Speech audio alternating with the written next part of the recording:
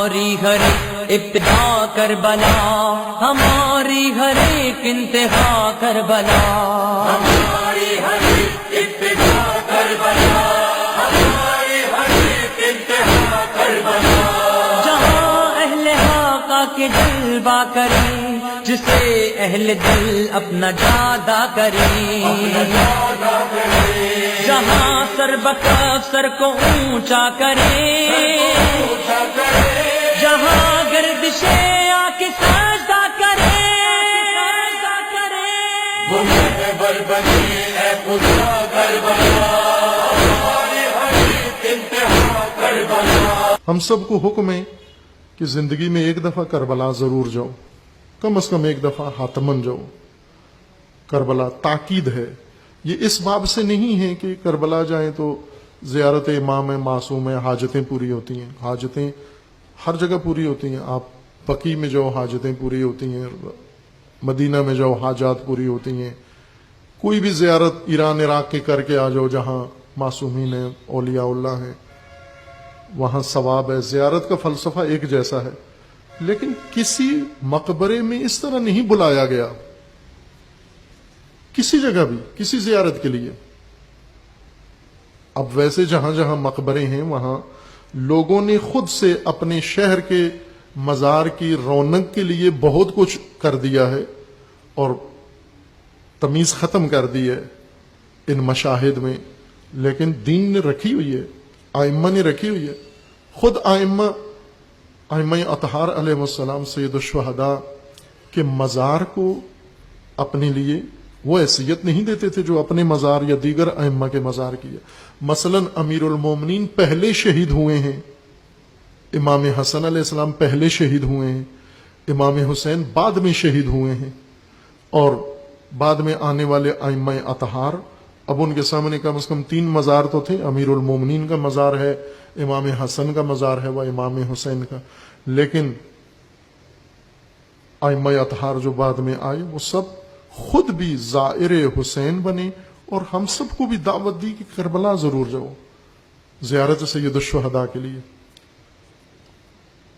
زیارت کا فلسفہ ایک جیسا ہے، نجف چلے جاؤ تو بھی وہی اجر ہے، کربلا چلے جاؤ وہی بھی اجر ہے، لیکن کربلا کسی اور مقصد کے لیے بھیجا جا رہا ہے، نہ صرف زیارت کے لیے، بلکہ کربلا میں شیعہ کا رخ اور پوری امت اسلامیہ کا رخ کربلا میں موڑا جا رہا ہے، کیونکہ کربلا میں ایک درس ہے،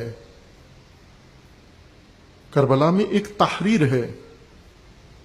اس تحریر کو مکتبی سکولوں کی اور مدرسوں کی اصطلاح میں سرمشق کہتے ہیں۔ سرمشق اس جملے کو کہتے ہیں جو استاد معلم بلیک بورڈ پہ یا وائٹ بورڈ پہ لکھ دیتا ہے اپنے قلم سے ایک جملہ، اور پھر پوری کلاس کو کہتا ہے کہ اس جملے کو 10 دفعہ لکھو آپ سب، تاکہ کلاس کو لکھنا آ جائے، بچوں کو لکھنا آ جائے۔ جو استاد لکھتا ہے وہ سرمشق ہے، جو شاگرد لکھتا ہے اسے مشق کہتے ہیں۔ کربلا سرمشق ہے، وہاں ایک راز تحریر ہے، وہاں ایک حکمت تحریر ہے۔ اور ہمیں کیوں بلایا گیا ہے؟ نہ اس لیے کہ فقط زری سے لپٹ جاؤ اور وہاں حاجتیں مانو اور وہاں چڑھاوے چڑھاؤ اور وہاں سے کچھ خرید کے لے آؤ، بلکہ وہاں کچھ پڑھ کے آؤ، اس تحریر کو دیکھ کر آؤ۔ وہ تحریر سید الشہداء نے اپنے لہو سے، اپنے خاندان کے لہو سے، اپنے بچوں کے لہو سے تحریر کی ہے، اس کو پڑھو اور مشق کرو۔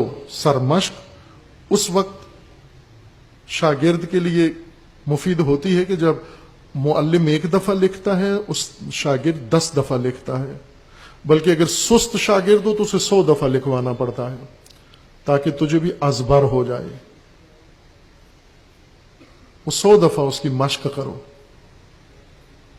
اس لیے کربلا بلایا گیا ہے۔ وہ سرمشق اگر کی ہوتی، اگر وہ سرمشق پڑھنے جاتے اور باقی چیزوں کی طرف دھیان کم ہوتا، اس مشق کی سرمشق کی طرف دھیان زیادہ ہوتا جو مقصد تھا سید الشہداء کا، پھر تاریخ کچھ اور ہوتی۔ اور جس نسل نے بھی یہ مشق کی اور سر مشق پڑھ لی اس کی تقدیر وہیں بدل جائے گی، اس کی تقدیر وہیں بدل جائے گی۔